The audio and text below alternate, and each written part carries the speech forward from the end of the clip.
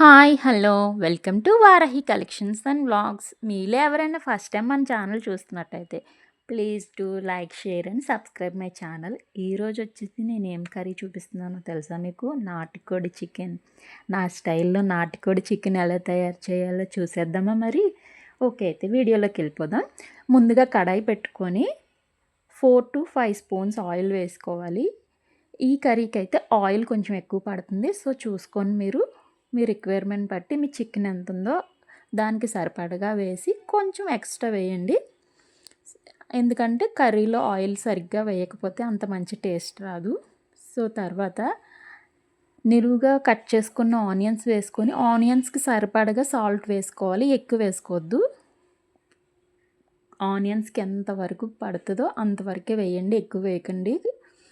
చూడండి ఆనియన్స్ అయితే ఇలా లైట్ కొంచెంగా కలర్ మారిన తర్వాత అల్లం వెల్లుల్లి పేస్ట్ వచ్చేసి ఫ్రెష్గా దంచుకున్నది వేసుకోండి.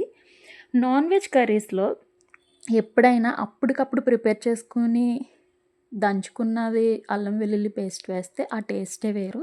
సో, మీరు కూడా ఇంట్లో ఎప్పుడైనా నాన్ వెజ్ కర్రీస్ ప్రిపేర్ చేస్తే ఫ్రిడ్జ్‌లో పెట్టింది కాకుండా అప్పటికప్పుడు ఫ్రెష్‌గా ప్రిపేర్ చేసి వేయండి. అసలు ఆ టేస్ట్ అయితే ఇంకా అసలు మర్చిపోలేరు.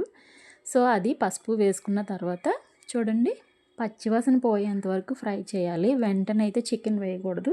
ఎందుకంటే మళ్ళీ అది పచ్చి పచ్చిగా కర్రీ అంతా స్మెల్ వస్తది. సో, మంచిగా ఫ్రై అయిన తర్వాత శుభ్రంగా కడుక్కున్న చికెన్ వేసుకోవాలి. చికెన్ వేసుకొని బాగా కలుపుకున్న తర్వాత ఒక 20 మినిట్స్ మూత పెట్టేసి ఉడకనివ్వాలి. కొంచెం వాటర్ రిలీజ్ అయ్యి దాంట్లోంచి వాటర్ వచ్చి కొంచెం ఎగిరిన తర్వాత టమాటా వేయాలి. టమాటా వేసి కలపకూడదు. వెంటనే మళ్ళీ మూత పెట్టేసుకోవాలి. ఇప్పుడైతే మనం ఈ కర్రీలోకి మసాలా చూద్దాం. చూడండి ఇలాచి, లవంగ, చెక్క, స్టార్ ఫ్లవరు, ధనియాలు, నెక్స్ట్ జీలకర్ర, బిర్యానీ ఫ్లవర్ ఉంటది కదా! జాజి పువ్వు, అల్లం, అల్లం వెల్లుల్లి పేస్ట్ ఫస్ట్ వేసింది కాకుండా మళ్ళీ వేయాలండి. ఫస్ట్ వేసింది కాదు.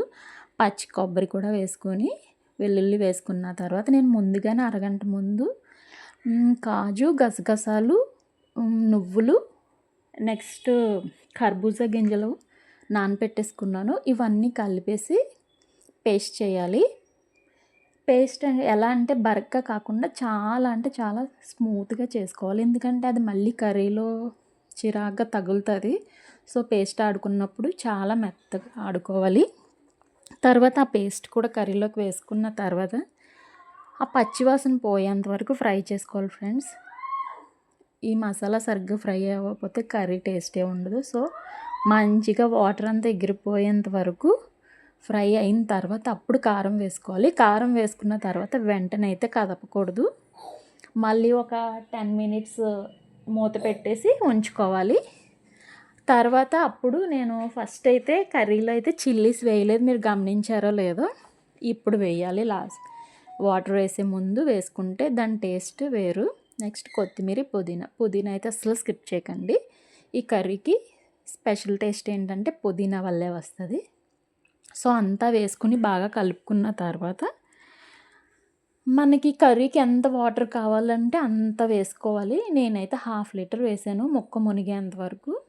ఆ వాటర్ వేసేసుకొని మళ్ళీ ఒకసారి పుదీనా, కొత్తిమీర వేసుకొని మూత పెట్టేసి 6-7 విజిల్స్. తక్కువైతే వేయించకండి. ఎందుకంటే చికెన్ నాటుకోడి కదా! మళ్ళీ సరిగ్గా కుక్ అవ్వకపోతే టేస్ట్ అంత బాగుండదు. సో, 7 విజిల్స్ వరకన్నా వేయించేసి సాల్ట్ నేను చెప్పలేదు. వాటర్ వేశాక ఉప్పు వేయాలి. కర్రీలో ఉప్పు అయితే ఇప్పుడు వేయాలి. ముందుగా వేయకూడదు. ఇప్పుడు వేసేసుకుని మూత పెట్టుకొని 7 విజిల్స్ వేయించిన తర్వాత మళ్ళీ తీసి చూడండి అసలు నేను విజిల్స్ వేయించలేదు. కర్రీ ఇంకా ఏమీ అవ్వలేదు. ఇప్పుడే స్టార్టింగ్ స్టేజ్ హాఫ్ కర్రీ స్టేజ్‌లో ఉండంగానే ఎంత టెంప్టింగ్‌గా కనిపిస్తుందో. 7 విజిల్స్ వేసిన తర్వాత కర్రీ అయితే ఇలా ఉంటది. సో, ఇంకా కొంచెం వాటర్ ఉంది కాబట్టి ఇప్పుడు మళ్ళీ కొత్తిమీర, పుదీనా వేసుకొని గరం మసాలా అండ్ ధనియాల పొడి కొంచెం కొంచెం లాస్ట్‌లో యాడ్ చేయాలి. యాడ్ చేసిన తర్వాత మళ్ళీ ఒక 10 మినిట్స్ కర్రీ మొత్తం దగ్గరగా అయ్యేంత వరకు ఉంచుకొని కరివేపాకు, కొత్తిమీర వేసుకొని ఇంకా కట్టేయడమే. అంతే కర్రీ అయితే రెడీ. అసలు ఈ కర్రీ చూడండి ఎంత యమ్మీగా వచ్చిందంటే, మీరు కూడా మీ ఇంట్లో ట్రై చేసి ఎలా వచ్చిందో ఏంటో నాకు కామెంట్ బాక్స్లో కామెంట్ చేయండి.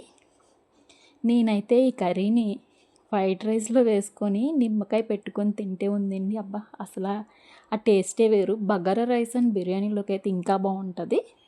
నేనైతే వైట్ రైస్లో ట్రై చేశాను. మీరు కూడా ట్రై చేసి ఎలా వచ్చిందన్నది నాకు మర్చిపోకండి కామెంట్ చేయడం. నా వీడియో కనుక నచ్చినట్టయితే please do like, share and subscribe my channel. మళ్ళీ మళ్ళీ అడుగుతున్నానని ఏమనుకోకండి, ప్లీజ్ అండి ఒక లైక్ చేయండి.